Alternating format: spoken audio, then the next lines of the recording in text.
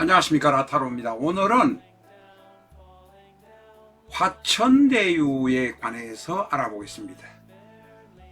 2500년 역사의 주역을 김만배 일당이 부동산 사기 개발, 부동산 개발 자체는 사기가 아니지만 그 개발 과정에서 많은 불법 행위와 배임 행위가 들어감으로 인해서 온 국민에게 사기를 친 대장동 사건이 바로 화천대유 천화동인 사건입니다. 천화동인은 화천대유의 자회사 형태이니 오늘은 화천대유에 관해서 알아보도록 하겠습니다. 지금 쓰다가 보니까 조금 잘못 썼습니다만은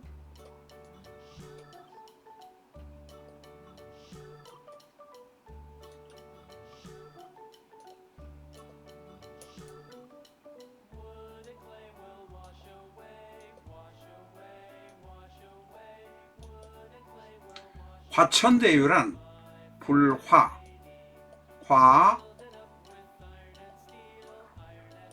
천, 하늘천,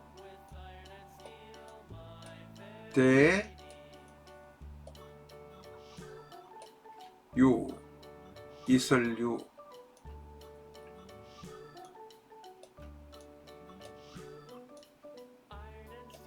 여기가 안 보여서 제가 다시 쓰겠습니다.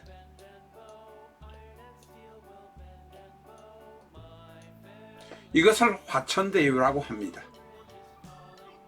김만배 일당이 동양 철학의 숭고한 사상을 완전히 거지 발사기로 만들어 버렸지만 그 김만배가 왜 화천대유라는 용어를 썼는지 그것을 한번 알아보도록 하겠습니다.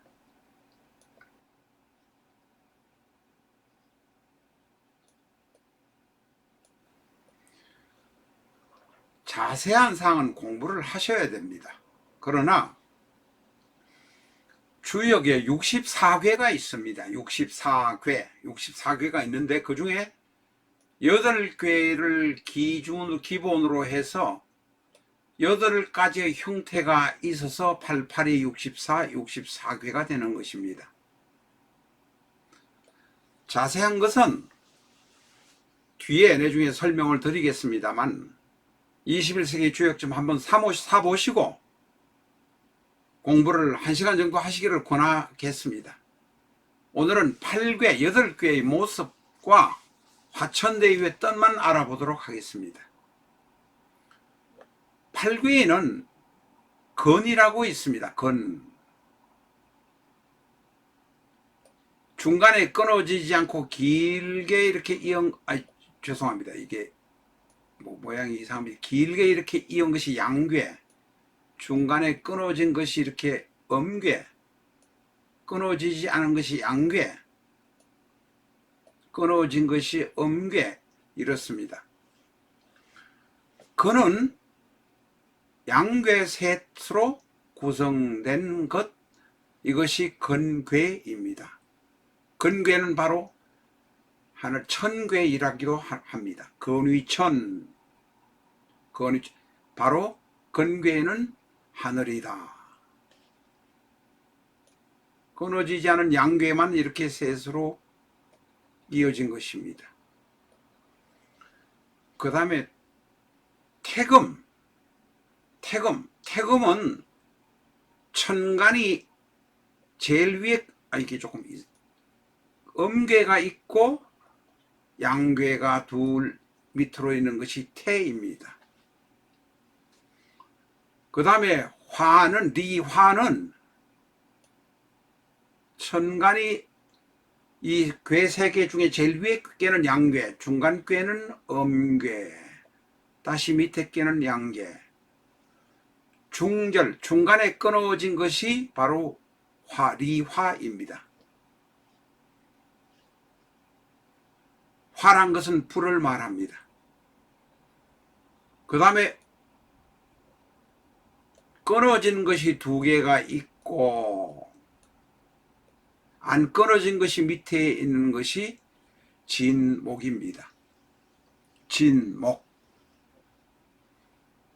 그 다음에 양괴가 둘 있고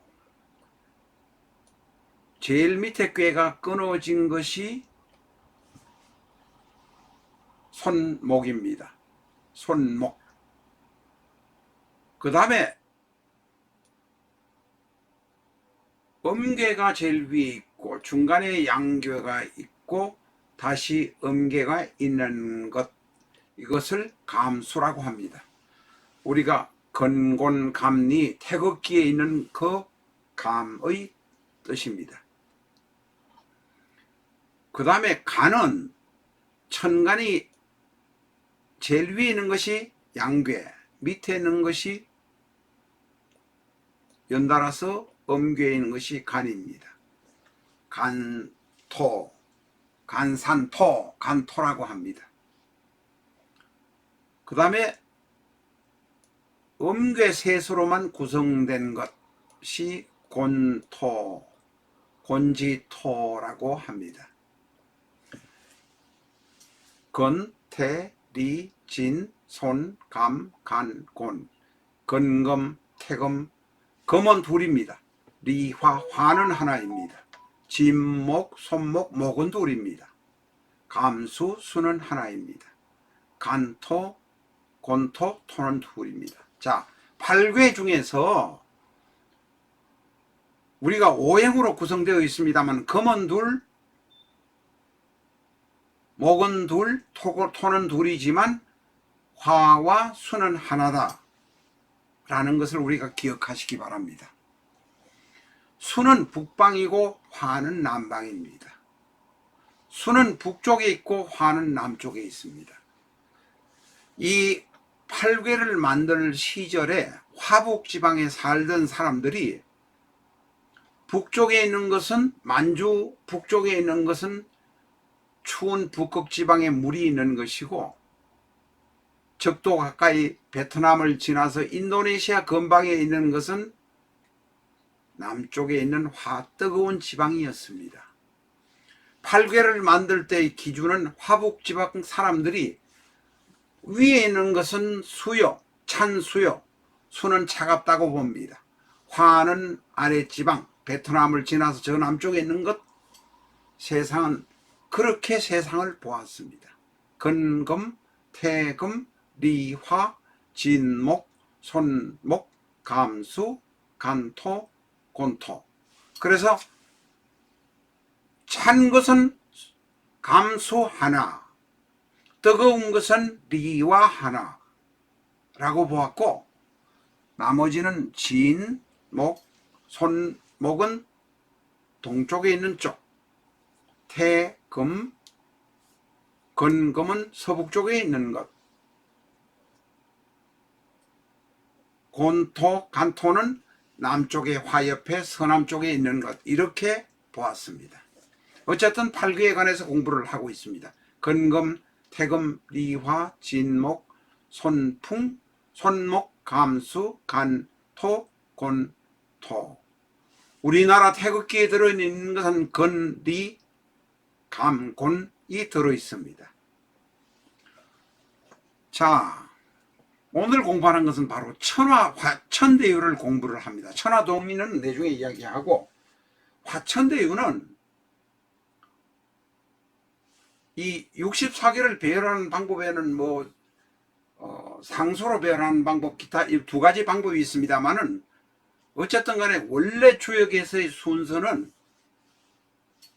화천대유는 위에 화가 있고 밑에 하늘이 있는 것입니다. 리화라고 말씀드렸습니다. 밑에는 건천입니다. 리화, 위에 리괴가 있고 리화괴가 있고 아래 건천괴가 있는 것이 화천대유입니다. 이 화천대유가 14번째 괴이고 그 다음에 김만배가 또 오염을 시킨 단어 천화동인은 13번째 괴입니다. 오늘은 13번째 천화동인의 이야기는 하지 않겠습니다.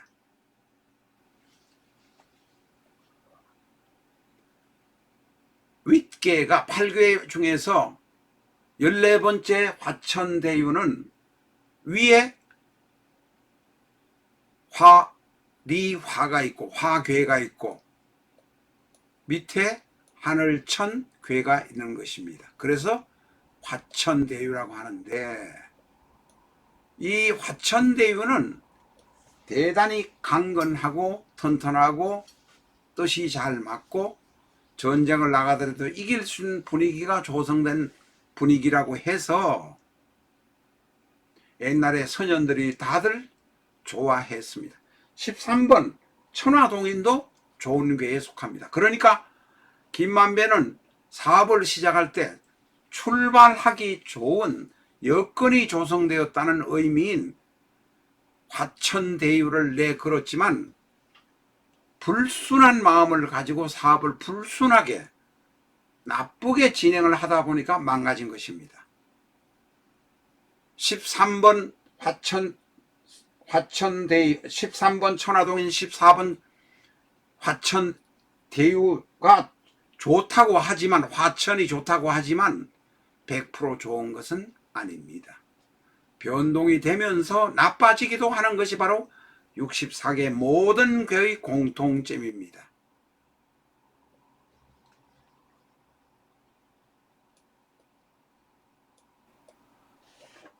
자, 화천대유의 뜻을 한번 알아보겠습니다. 화천대유는 공명정대하게 세상을 다스릴 수 있는 군자의 덕이 드러나고 갖추어져 있다는 것입니다. 뭐든지 하면 스타트가 좋다는 의미입니다. 연애를 하고 싶으면 연애가 잘 진행이 되고 결혼도 잘 할 수 있는 혼처가 등장한다는 뜻입니다. 위에 화가 있고 밑에 금이 있습니다.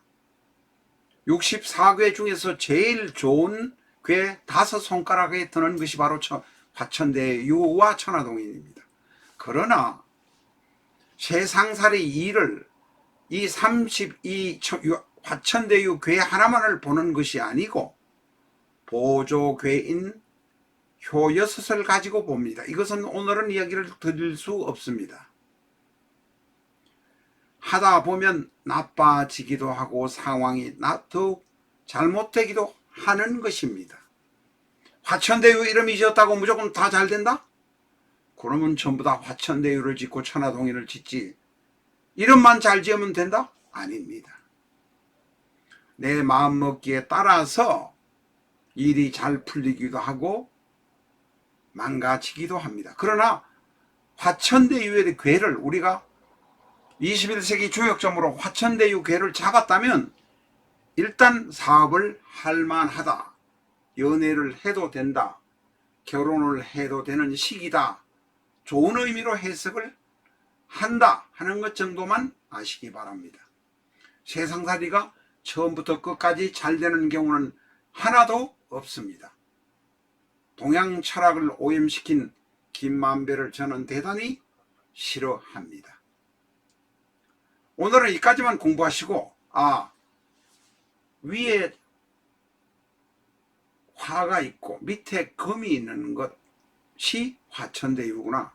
공명정대하고 혁명을 할 때는 혁명이 성공할 것이고 연애를 할 때는 연애가 스타트 되겠지만 화무 100일홍이요, 화무 10일홍이요. 다시 말해서 세월이 지나가면 변질이 되고 나빠질 수 있는 가능성도 화천대유에게도 있다는 사실을 기억해야만 합니다.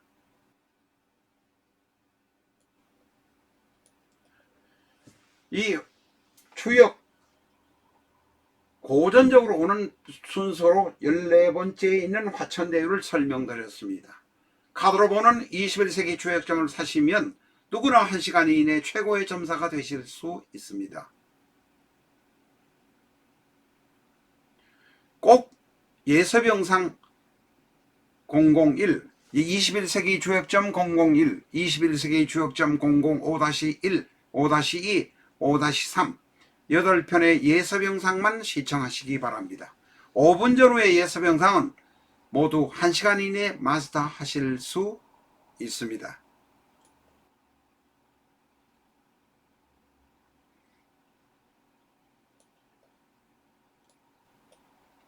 옛날에는 6표 한번 보려면 10만 원의 돈을 주고 보실 수 있었습니다만은 지금은 카드로 보는 21세기 주역점 채광문으로